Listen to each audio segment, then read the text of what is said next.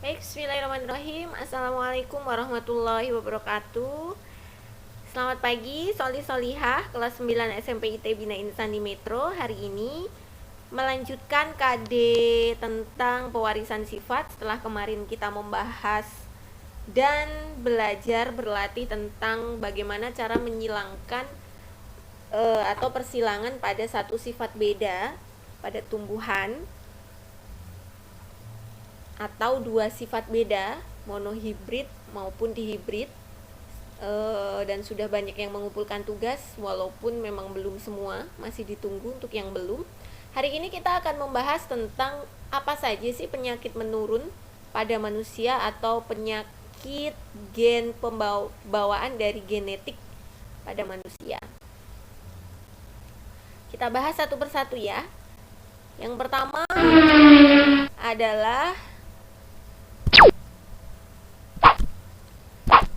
ciri-ciri yang merupakan penyakit yang itu turunan atau genetik pada manusia adalah penyakit yang dibawa oleh gen, tidak dapat disembuhkan atau kecil kemungkinannya, dapat diturunkan kepada anaknya, bersifat homozigot resesif.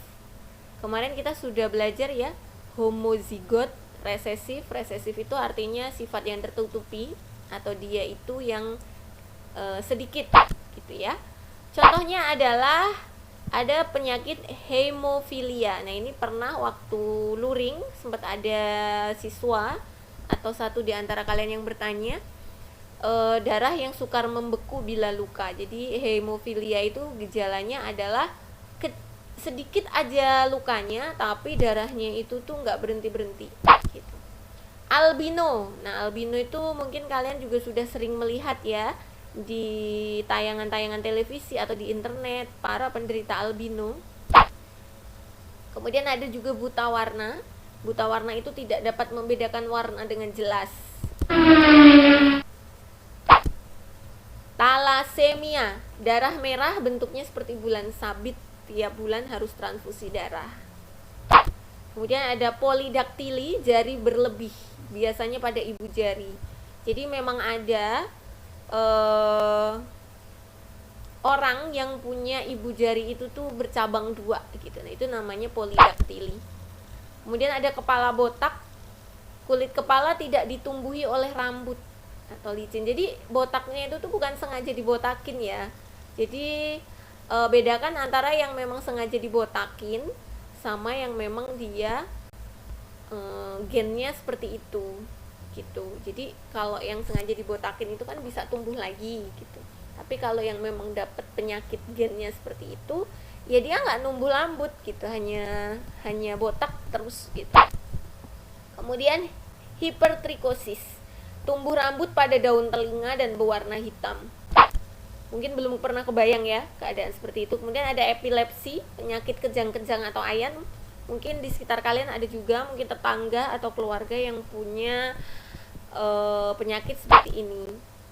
Anodontia, orang yang tidak punya gigi seumur hidup. Nah, ini bukan cuman ketika dia tua, tapi dari kecil sampai dia besar sampai tua memang tidak punya gigi. Nah, ini adalah contoh hypertrichosis ya. Jadi ditumbuhi rambutnya berlebihan seperti ini. Mungkin sekilas kayak bukan manusia ya gitu, kayak kera mungkin ya, tapi sebenarnya dia hanya mempunyai kelainan gen. Nah, ini ada anodontia tuh, anodontia. Jadi dia tidak punya gigi sama sekali. Bagaimana makannya ustazah? Ya selalu ada treatment sendiri untuk para penderita seperti ini. Dan ada albino. Nah, albino ini seperti ini. Jadi rambutnya sebulu-bulu semuanya itu tuh putih dan kulitnya memerah. Bahkan bukan cuma manusia ya, ternyata hewan pun juga bisa albino. Besdau. Nah, ini seperti ini besdau. Jadi bola matanya bisa begini. Polidaktili. Nah, ini ya. Banyak sekali jarinya, yang harusnya cuma 5 ternyata sebanyak ini. Ini polidaktili. Gigantisme. Nah, ini adalah pertumbuhan yang melewati batas normalnya manusia.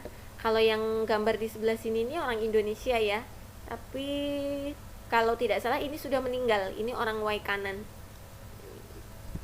Dan dia juga secara asumsi asupan makanannya pun juga lebih banyak dari manusia normal gitu, karena memang pertumbuhannya seperti itu. Kepala botak. Nah, ini jadi perempuan pun ternyata selicin ini gitu, karena memang dia memang punya penyakit turunan. Talasemia. Nah, ini adalah talasemia ya. Ternyata memang bentuk darahnya beda. Jadi kalau normal seperti ini, kalau talasemia memang ya dia memang tidak penuh seperti ini bentuk eritrositnya atau bentuk sel darahnya. Oke.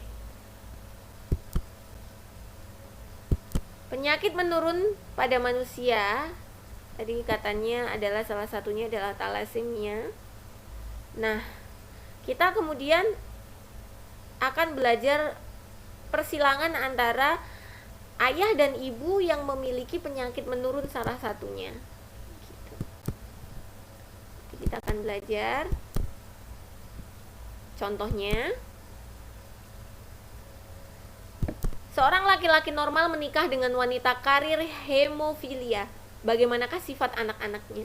Jadi kita di sini akan belajar pernikahan antara laki-laki normal dengan wanita yang membawa penyakit menurun hemofilia.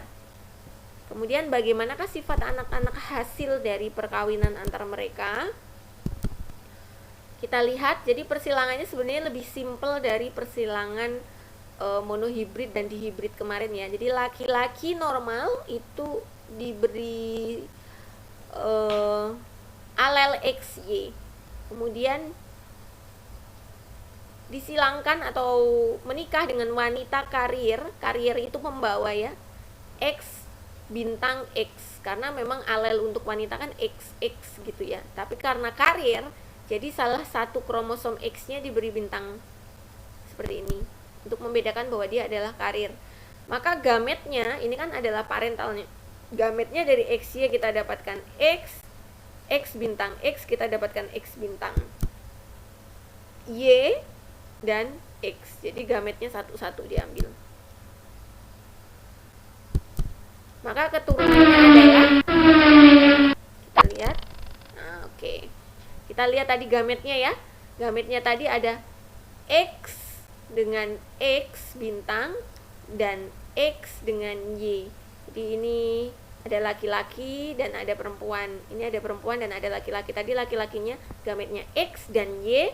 Kalau perempuan ada X bintang dan X. Jadi lebih simpel dari dihibrid kemarin ya. Kalau yang sudah mengerjakan latihan di hibrid itu kan ada banyak ya. Jadi kotak-kotaknya ini ada 16 gitu. Karena gametnya ada yang M besar, M kecil, B besar, B besar, B besar, B kecil, M kecil, M kecil, B kecil, B kecil gitu.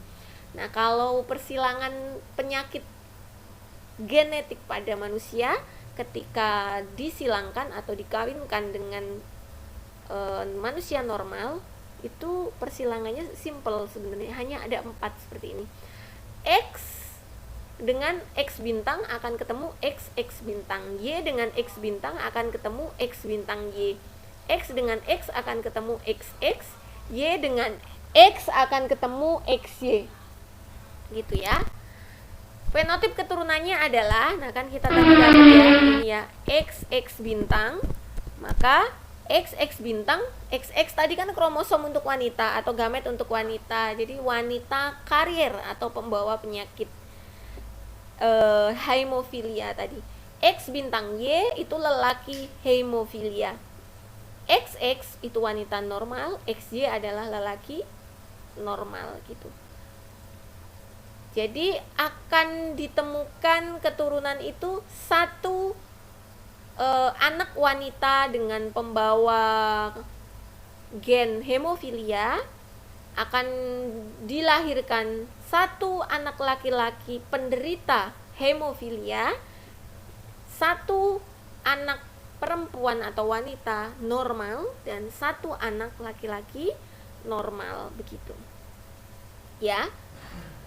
Apa sih bedanya? Kenapa yang atas itu ada bintangnya cuman pembawa atau karir, yang bawah sama-sama ada bintangnya tapi yang bawah itu jelas berpenyakit? Karena pembawa itu belum tentu dia langsung menderita penyakit itu ya, tapi dia membawa gen yang nanti bisa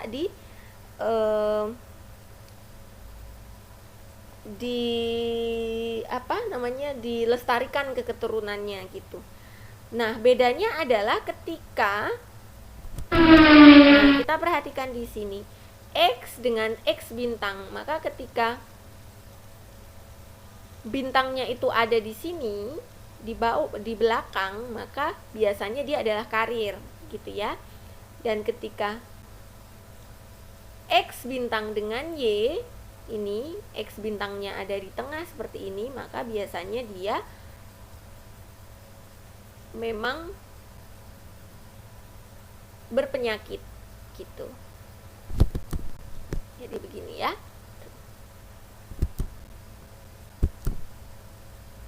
Ada contoh lagi, kita lihat.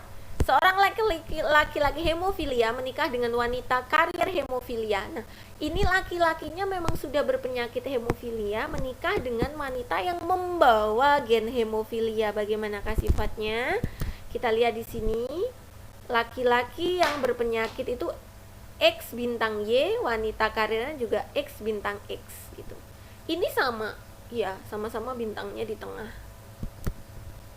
Gametnya X bintang, Y dan X. Oke, kita lihat bagaimana keturunannya.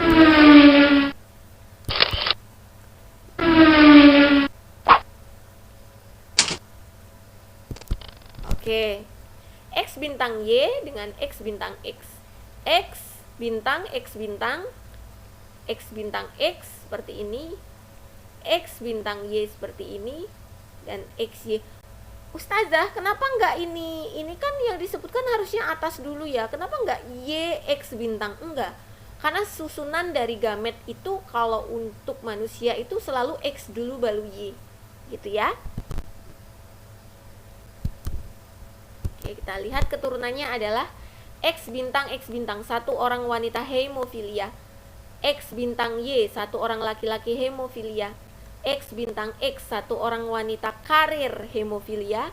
XY, 1 orang laki-laki normal. Oh iya, saya perbaiki ya. Jadi kalau wanita hemofilia itu bintangnya ada 2. Tapi kalau laki-laki hemofilia itu bintangnya cukup 1. Gitu. Itu sudah menerjemahkan atau menyimbolkan bahwa ini walaupun 1 bintangnya, tapi ini adalah laki-laki hemofilia. Tapi kalau wanita, kalau cuma 1 bintangnya seperti ini, itu hanya karir.